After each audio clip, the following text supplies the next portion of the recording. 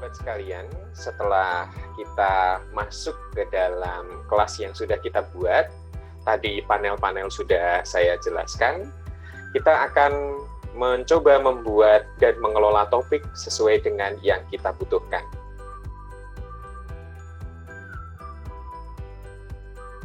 Sahabat sekalian, kita akan mulai kelas kita dengan membuat pertanyaan sesuai dengan kebutuhan kita, terutama dalam penugasan kepada siswa-siswi. Kita akan melihat sebagaimana tampak yang ada di layar.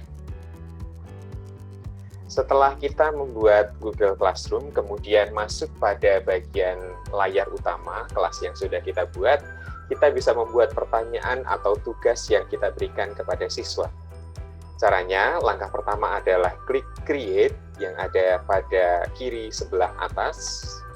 Kemudian tampil di paling atas adalah Assignment, ini adalah penugasan, di bawahnya adalah Quiz. Kemudian pada kolom ketiga ada pertanyaan-pertanyaan yang bisa dijawab langsung dan bisa saling berkomentar. Kita coba lihat dan kita buat untuk tugas pada bagian atas. Baik, tampil di layar, ini adalah laman utama bagaimana kita bisa memberikan penugasan kepada siswa-siswi kita. Mari kita coba lihat satu demi satu. Pada kursor yang saya arahkan pada bagian judul, ini bisa diketik. Misalnya karena pembelajaran yang saya ampu adalah pendidikan agama Katolik dan tema yang dibahas di kelas 8 adalah Kerajaan Allah. Kita ambil contoh tema atau judul yang bisa kita berikan sebagai penugasan kepada siswa adalah Kerajaan Allah. Kemudian pada bagian instruksi kita bisa sebutkan satu demi satu. Misalnya sebutkan pengikut paham Kerajaan Allah secara politis. Baik, ini adalah pertanyaan pertama, kemudian pertanyaan kedua, supaya kita cepat, sebutkan pengikut paham Kerajaan Allah secara apokaliptis. Sahabat sekalian, selain instruksi dalam bentuk pertanyaan, kemudian juga dalam bentuk hal yang lain sesuai dengan kebutuhan kita, bisa kita sampaikan pada kolom ini bagaimana siswa-siswi mengumpulkan tugas-tugas yang diberikan kepada kita. Nanti akan kita lihat dari dekat bagaimana caranya. Misalnya, ketentuan, silakan diketik pada Google Docs, lalu tautkan pada lembar jawaban Anda. Atau misalnya Microsoft Word bisa dipakai juga dalam kegiatan penugasan pada kesempatan kali ini. Baik, nah setelah ini dibuat, sebenarnya bisa ditautkan juga file sesuai dengan kebutuhan kita. Ada Google Drive, artinya sudah tersimpan di dalam file kita. Link, misalnya kita memberi referensi tertentu, atau file yang bisa kita upload di penugasan ini, atau YouTube, misalnya siswa harus menonton film terlebih dahulu, silakan sesuai dengan kebutuhan. Atau kemudian bisa diciptakan atau dibuat juga, ya.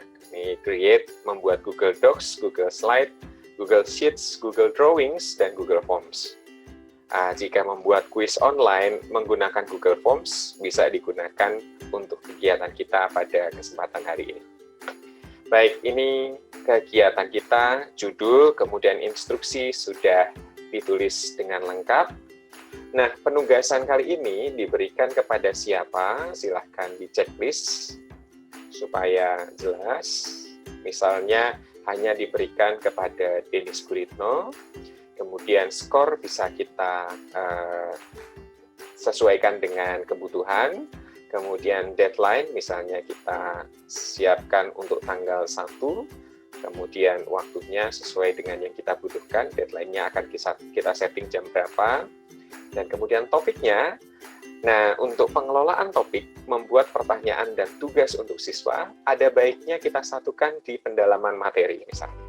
Ya, jadi tidak dicampur dengan materi yang sudah kita tentukan topiknya terlebih dahulu. Baik, kemudian kolom rubrik ini untuk membuat rubrik. Ya, artinya apa? Ketentuan-ketentuan penulisan, lalu kemudian ketentuan-ketentuan dalam jawaban bisa diatur di sini. Ya, bisa dibuat dengan scoring dan kemudian poin-poinnya bisa didetailkan di sini. Apabila ada kesalahan dan sebagainya akan terkoreksi. Nah, jadi ini bisa dimanfaatkan untuk penilaian. Baik, ini cara membuat pertanyaan dan tugas siswa, kemudian bisa langsung di save draft atau dijadwalkan untuk diposting jam berapa. Misalnya sekarang langsung kita tugaskan, maka akan kita lihat pada penugasan saya di email yang satunya lagi, kita akan lihat bagaimana tugas itu dikumpulkan pada topik yang kedua. Sekian dan terima kasih.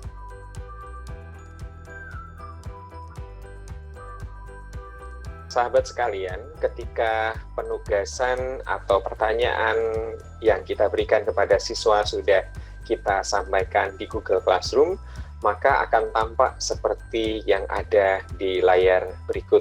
Baik, terlihat di layar bahwa pada halaman kedua, bagian topik yang kedua, kita bisa lihat bahwa pendalaman materi ada satu tugas yang menyala, dan kita bisa lihat instruksinya sudah cukup jelas, deadline sudah kita setting, kemudian skor juga sudah kita setting. Di bagian student work, ada satu orang yang ditugaskan, juga sudah ada namanya. Baik, jika nama ini diklik, maka akan terlihat di layar apakah ini sudah dinilai atau belum. Baik, inilah tampilan ketika pertanyaan atau tugas siswa sudah kita berikan.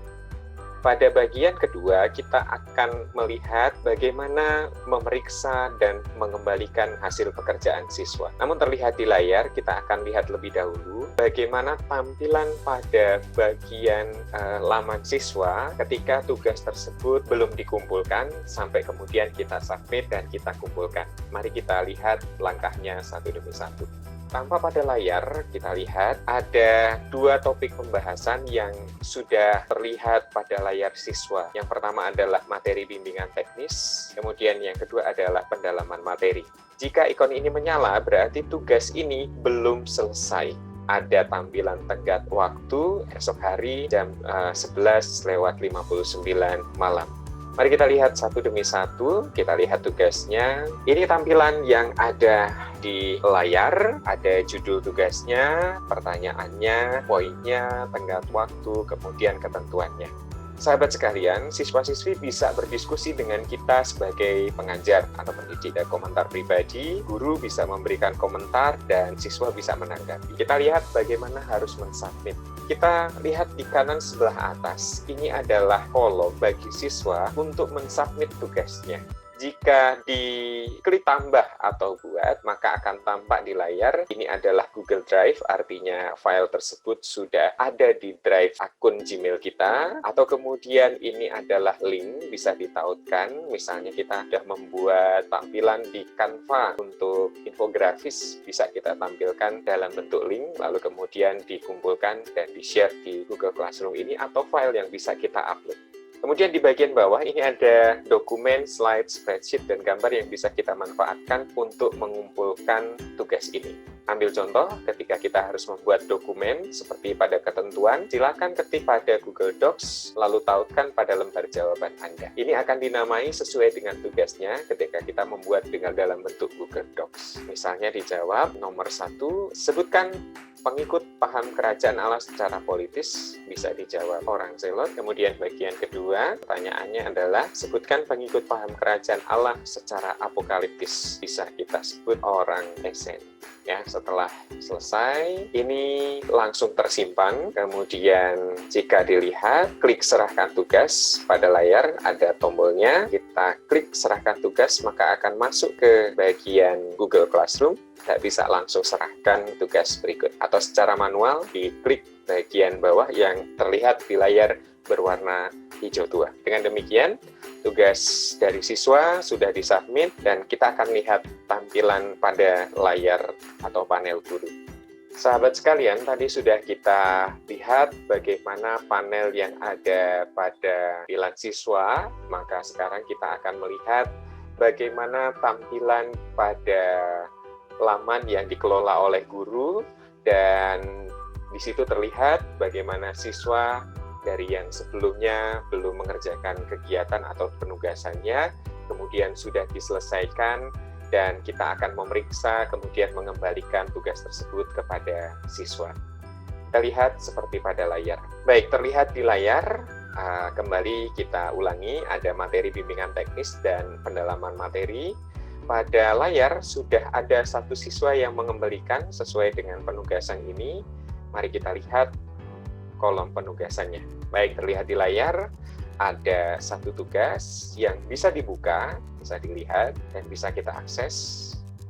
Nah, inilah tampilannya. Kalau siswa sudah mengumpulkan, baik, lalu kemudian menarik, karena pada Google Docs dilengkapi dengan beberapa fitur, kita bisa memberikan komentar secara pribadi, lalu kemudian kita bisa mengembalikan dengan catatan, private comments.